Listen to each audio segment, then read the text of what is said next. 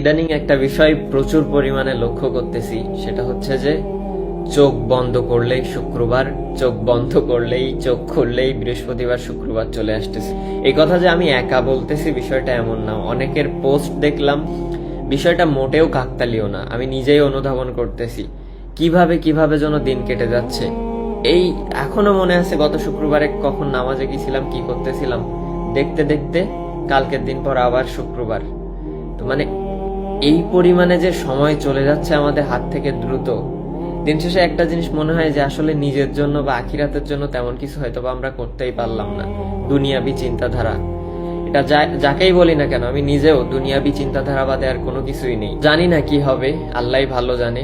আর অনেকেই বলতেছে এটা শেষ জামানার, বা এটা হচ্ছে যে শেষ জামানার আলামত আর কি, মানে কিয়ামতের আলামত, যে খুব তাড়াতাড়ি শুক্রবার আসবে, শুক্রবার চলে যাবে, দিন পার হবে। আসলেই হচ্ছে, মানে দিন কিভাবে যেন কেটে যাচ্ছে। সকালে আমি অফিসে যাই, দেন বিকালে আসি, এসে ঘোরাফেরা করে খাওয়া দাওয়া করে ঘুম, দেন হচ্ছে যে আবার একটা দিন শেষ ওইখানেই। দেখতে দেখতে মানে আমি কখনো দেশের বাইরে তো দূরের কথা, দেশের মধ্যেও কোথাও বাড়ি রেখে 4-5 দিন একসাথে অন্য জায়গায় ওইভাবে থাকা হয়েছে বলে আমার মনে পড়ে না।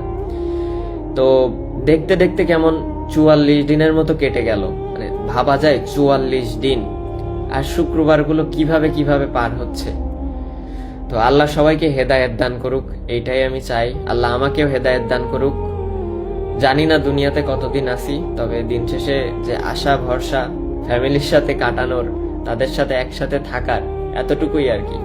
সো একটা জিনিস কিন্তু ভালোই হচ্ছে, দিন কেটে যাচ্ছে। আমি জানি না কতদিন বাঁচবো, তবে দিন যেহেতু কেটে যাচ্ছে, হয়তোবা একটা বছর দেখতে দেখতে কেটে যাবে, বাসায় ফিরতে পারবো, আল্লাহ ভরসা আর কি।